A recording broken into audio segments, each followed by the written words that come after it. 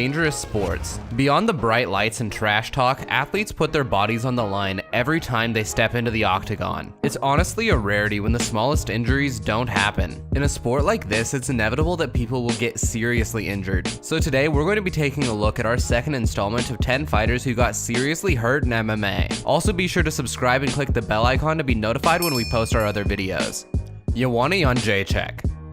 Former UFC strawweight champion Joanna Jędrzejczyk has been through some absolute wars in her career, but the biggest battle came when she faced Zhang Weili at UFC 248 in a bid to regain her strawweight title. Prior to the fight, Joanna was 2-3 in her last 5 bouts, but her confidence was higher than ever, which can be seen in the media day face-offs, where she doesn't stop talking to Zhang, who promptly tells her to shut up. Shut up.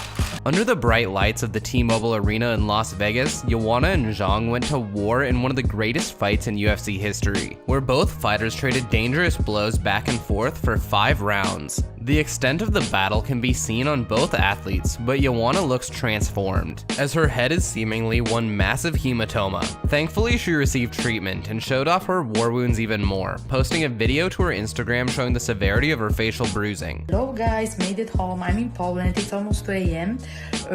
Happy to be back home. Took a long shower. Unpacked some stuff. Now I'm having a small home spa. It's a mud mask. Of course, I'm still having so many bruises on my face, on my chest. The swelling went down, but I feel better. So we good. About to go to sleep. I cannot wait to enjoy my family and friends. But be safe, guys. Okay, be safe. Kisses. Raulian Paiva. UFC Uruguay was a highly anticipated event, largely because it was the UFC's first venture there. But on the night, we saw some absolute wars, which brings us to this moment, featuring Raulian Paiva. Leading up to his fight against Rogerio Bontorin, Paiva was 4-1 and favored to win the contest. However, early in the first round, Bontorin nailed Paiva with a vicious knee, causing a cut to the eyelid. Paiva fought on, but the cut was too deep and the fight was eventually called off via a doctor's stoppage. Dana White later posted a before and after picture of Paiva's eye, and well, you may or may not want to look. Paiva even left a comment on the post saying, "Too bad I couldn't continue fighting," before thanking the UFC for taking care of him. The strength and dedication that the athletes show is amazing. Mike Perry. Sticking with UFC Uruguay, we now go to welterweight Mike Perry, who's a fan favorite, and he showed us exactly the reason why during his clash with Vicente Luque. The desire to win from both athletes was obvious from the start, punishing each other with vicious strikes throughout the 3 rounds. It was a war, a bloodbath, and everything fans wanted to see. However, the one thing they did not expect to see was Mike Perry's nose, or lack thereof. A flying knee in the 3rd round from Luque seemed to be the cause of the injury, worsened by the strikes to the head that followed. As Luque was announced the victor by split decision, it's hard not to stare at Perry's nose. Later, Perry posted an update to his Instagram after the surgery with the caption, "Can't knock me out." Cyborg Santos.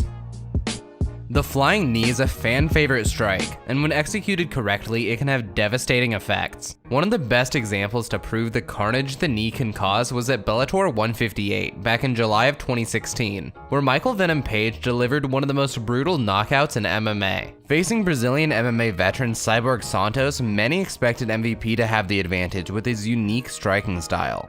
As Cyborg goes in with a strike, MVP leaps into action, nailing him in the middle of his forehead with a brutal knee that echoes throughout the arena. Fight, you lose off the liver shot. It can come back.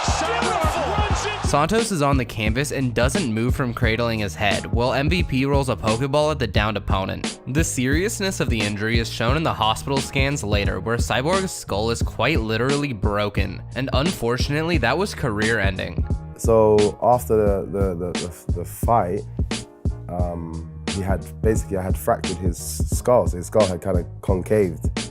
And even like the doctor was saying, that's the kind of stuff you'd see in like a car accident. You wouldn't see it that's very rare to see in a fight. At the time, because he fell over face down, and it's weird, like same thing you're saying about the sound. In the moment, I didn't hear any sound. Right? When I watched the video back, then I'm like, oh snap, you can actually hear it kind of. The same thing you're saying. It's almost like a baseball bat hit, like you're hitting a home run and just like just knocking it out. Crack yeah, of bone on bone. Karolina Kowalkiewicz. Former UFC strawweight contender Karolina Kowalkiewicz suffered her 4th consecutive loss in February of 2020 at UFC Auckland, where she was beaten by unanimous decision by Yan Xiaonan. During the bout, Kowalkiewicz received a nasty kick to the head, which seemingly caused damage to her right eye. After the bout, Karolina posted an emotional video to her Instagram account, giving her fans an update and announcing she had broken her eye socket and required surgery. First time in my life after fight, I cannot say I'm okay. In the beginning of first round, I have broken small bone here and eye nerve stuck there, and I couldn't see nothing. My vision was double. After fight, I spent whole day in hospital. Today I going to specialist and they make decision because I need operation, but doctor said I have to stay here because flying with this eye is very dangerous. The extent of this was later revealed when she posted a video to her Instagram displaying her eye definitely not looking the way it should.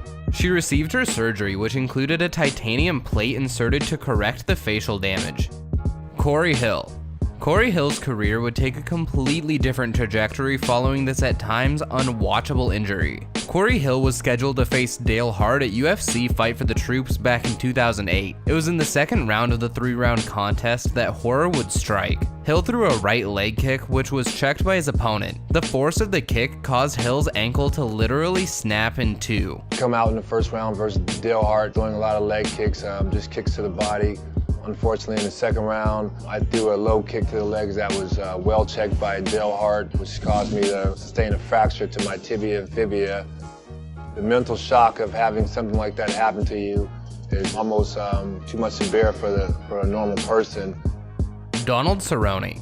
Donald Cerrone and Tony Ferguson was a highly anticipated fight, which created a massive buzz for the already stacked UFC 238 card. And with the added implications of a potential title shot at stake, everything was to play for. The only downside to this fight on paper was that there would only be 3 rounds to it. But as the athletes finally began to fight each other, fans weren't prepared for the spectacle they would witness. After a thrilling first round with Ferguson landing 31 blows to Cerrone's head and Cerrone landing 28 back at him, the second round just couldn't come sooner. As the round began, Ferguson was relentless in pushing the pace, which caused the swelling on Cerrone's face and damage to his nose to get progressively worse. It was at the end of the second round that Cerrone unfortunately made the mistake of blowing his nose while it was broken, causing his eye to swell up so much Cerrone couldn't see. This unfortunate mistake had to stop the war, and it was devastating for fans, but it was still a spectacular fight to see. It also forced a reaction from both fighters in their post-fight interviews. Talk to Cowboy.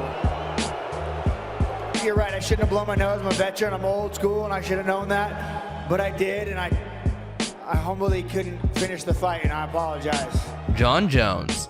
Back at UFC 159, Jones faced American gangster Chael Sonnen in his 5th title defense after beating Shogun Rua to take the title. Jones demonstrated exactly why it was his 5th defense since taking the title, defeating Sonnen via KO/TKO in the first round of the contest. Upon victory, Jones is declared the winner and starts celebrating. As Joe Rogan approaches for the usual post-fight interview, Jones points down at his foot, only then realizing himself that the injury had happened. When the moment that the break happened was shown, it's even more horrific, as you can see for yourself. Well, I wasn't planning on breaking my big toe. It's all nasty, man. Yeah. I was supposed to go to Jamaica after this. No, I don't think that's gonna happen. Rob Evans.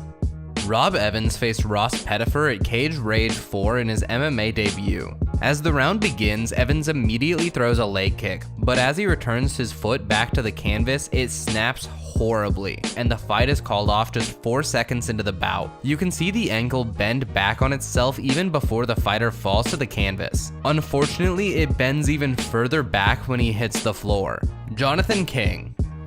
Back in 2019, American Combat Alliance hosted its Rite of Passage 6 event. One of the fights in particular stole all of the headlines for all of the wrong reasons. In the 5th fight of the night, Jonathan King faced Chris Williams in an amateur bout. The two go at it and trade a few shots before King throws a leg kick, which he lands. But it's yet again that the step back into the stance is where we see arguably one of the worst injuries ever seen in the sport. King's ankle is broken at a 90-degree angle, and it's not until he's down on the canvas that we see the true extent of this horrific injury.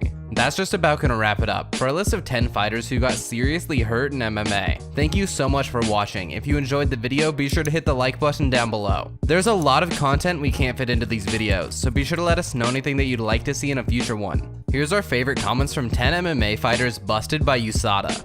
Art Rendon said, funny how many titles changed hands once they got involved. 89 Wicked Witch and Stephen Gleave pointed out how we said New York when it actually moved from Las Vegas to California. So our bad, and thanks for keeping us honest. If you want your comment to be featured in the next video, be sure to comment on this one. Special thanks to Lucas for editing the video and Kali for writing the script. Their links will be down in the description below. If you want to watch more of our lists, be sure to check out either of these two videos, and subscribe to see when we post the next ones. See you in the next video.